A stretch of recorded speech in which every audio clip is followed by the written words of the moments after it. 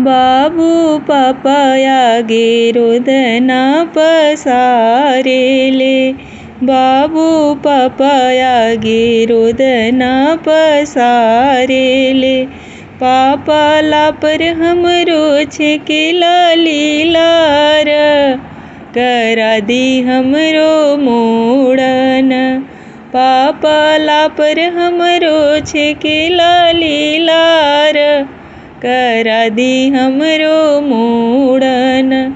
बाबू अगहन दिनवा कु दिनवा, बाबू अगहन दिनवा कु दिनवा। बाबू आवेदन जेठ बैसाख, कराई बितहरो मोड़न। बाबू आवेदन जेठ बैसाख, कराई बितहरो मोड़न।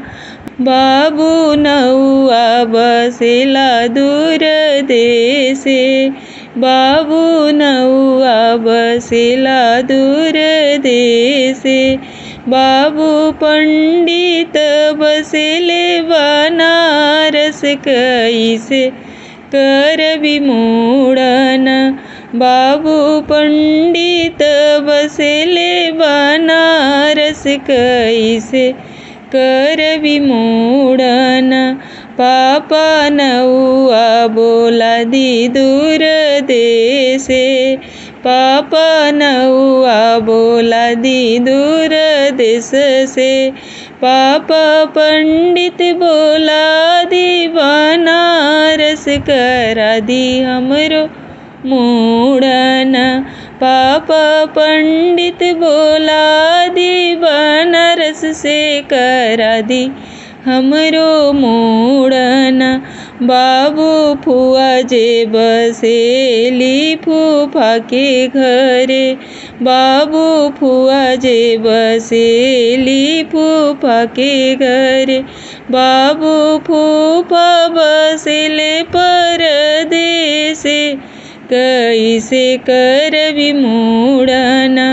बाबू फूफा बसेले परदेसे, कैसे करबी मोड़न।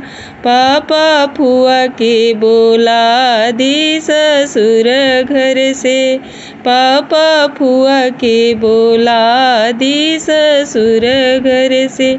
पापा फूफा के बोला दी परदेसे, करा दी हमरो मोड़न।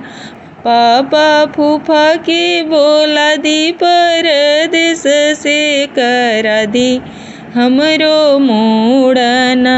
बबुआ दीदी बसेली ससुर घरे, बबुआ दीदी बसेली ससुर घरे। बबुआ जीजा बसेले परदेसे, कराई कैसे मोड़न। बबुआ जीजा बसेले परदेसे, कराई कैसे मोड़न। पापा दीदी के बोला दी ससुर घर से, पापा दीदी के बोला दी ससुर घर से। पापा जीजा के बोला दी परदेस से, करा दी हमरो मोड़न। पापा जीजा के बोला दी परदेस से, करा दी हमरो मोड़न।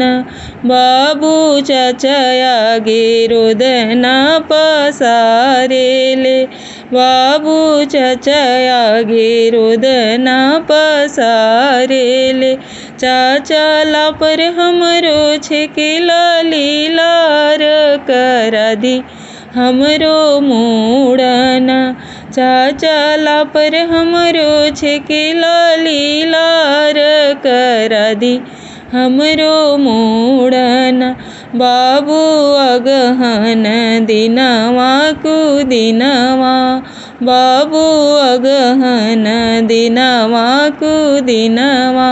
बाबू आवेदन जेठ बई बैसाख कराइब तोहरो मोड़ना।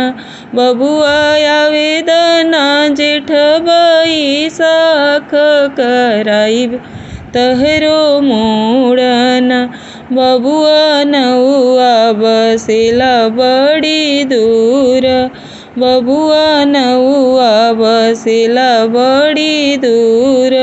बबुआ पंडित बसेले बनारस कराई कैसे मोड़ना। बबुआ पंडित बसेले बनारस कराई कैसे मोड़ना। चाचा नौआ बोला दी दूर देश से, चाचा नौआ बोला दी दूर देश से। चाचा पंडित बोला दी बनारस से करा दी हमरो मोड़ना। चाचा पंडित बोला दी बनारस से करा दी हमरो मोड़ना। बबुआ फुआ बसेली फूफा के घरे, बबुआ फुआ बसेली फूफा के घरे।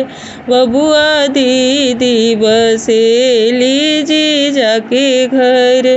बबुआ फूफा बसेले परदेस कराई कैसे मोड़ना। बबुआ जीजा बसेले परदेस कराई कैसे मोड़ना। चाचा फुआ के बोला दी फूफा के घर से, चाचा दीदी के बोला दी जीजा के घर से। चाचा फुआ फूफा के बोला दी परदेस से करा दी हमरो मोड़ना। चाचा जीजा के बोला दी परदेस से करा दी हमरो मोड़ना। चाचा दीदी के बोला दी परदेस से करा दी हमरो मोड़ना।